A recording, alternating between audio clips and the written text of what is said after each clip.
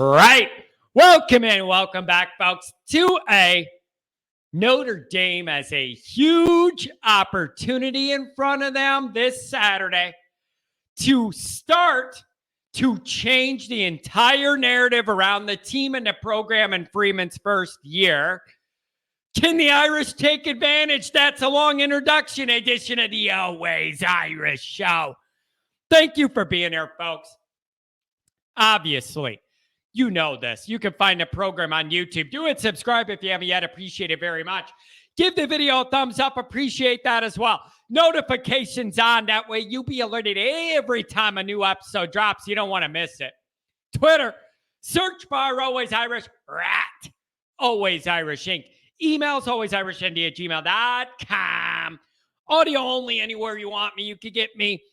Call in line 312-900-8815. Give me a call. Let me know what you think. Fighting Irish Wire. Make sure you Google it every morning to get your Irish media fix. Here we are, folks. Rocky year. Okay. Not the start we wanted. Not the second week we wanted. Just up and down.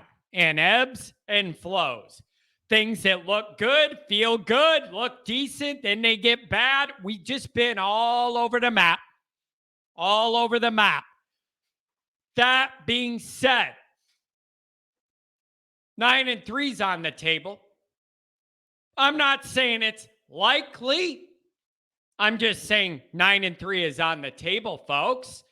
It's not going to be easy, but it's out there for Notre Dame to go earn.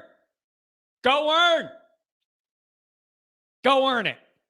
It's out there for you. A strong ranked win against Syracuse was beautiful. Can the Irish translate that momentum to work for them at home? We have not seen that yet. We have not seen it. Notre Dame has to show up at home, ready to play, and play a full, crisp game of football to have a chance to be in this late in the third, fourth quarter chance to win. That's what it's going to take against Clemson. You can't have a bad quarter, 3 bad possessions, like where you do nothing. No. You're going to have to play pretty darn good, most if not all this game to win it, folks. After all the negativity, all the embarrassment of the home losses, and not just that they were losses, which is bad enough, but who they were to and how they looked went into making that all feel a lot worse than it probably should have felt. And it already felt bad enough. But there's nothing Notre Dame can do now to erase those failures. But you could beat Clemson and at least show that as low as your lows are, creeping down to lose to Stanford, lose to Marshall, at least if you found a way to beat Clemson, you would show, yeah, you have these swings. You would also show that it swings high. Like, it's one thing to say Notre Dame's inconsistent. Well, I'd like to see some of the inconsistent be on the high end too. Inconsistent shouldn't only mean on the low end. Balance it out by giving me an unexpectedly good performance so I could say you're inconsistent and we're on the top end of it. Not the Marshall end. Not the Stanford end, but inconsistent needs to have a high end too. Why can't this be that? Why can't this be that? So you beat Syracuse, then you find a way to beat Clemson no matter how it looks. You're going to get some attention. People are going to start looking around, mad that Notre Dame looks like they're putting it together. People aren't going to like that if you did it. It could only help in recruiting. Certainly, it could only help that operation. It would give Marcus a very different year one profile than most would have guessed, and very different than what we're used to in year one guys of recent vintage. You could have a handful of ranked wins. You still got the dumb losses, but Marcus could end up with a handful of ranked wins from when we play teams this year. That's an interesting year one profile with some very low lows, but actually some very encouraging highs, even with a lot of limitations all over the roster, or at least at certain positions. So, what a terrific opportunity to begin to regain some trust from the home crowd and show that you're serious about protecting Notre Dame Stadium, your home turf, again.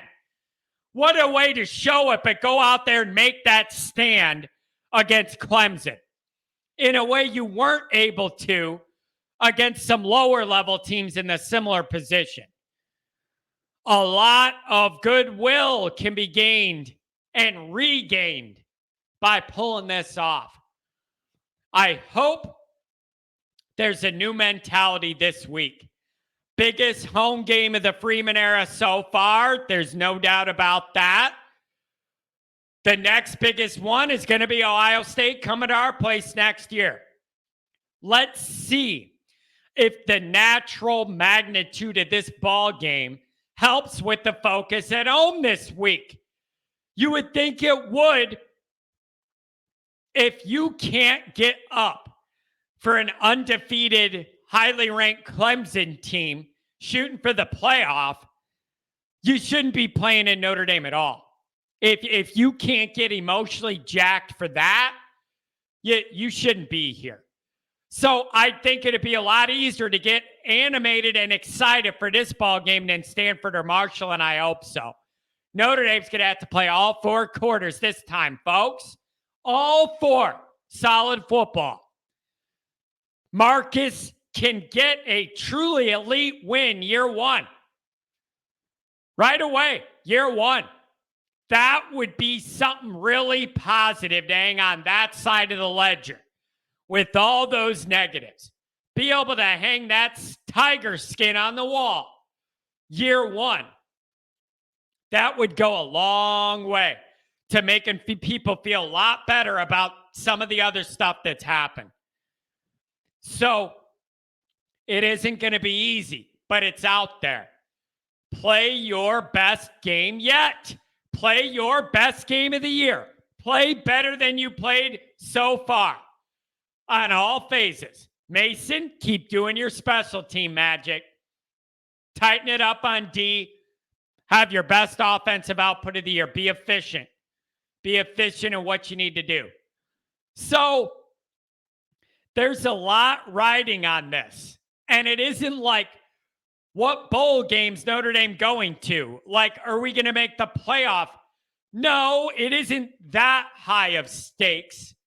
But I would argue there's still a lot on the line here as far as perception, as far as recruiting, as far as the quarterback narratives, as far as the Tommy Rees narratives.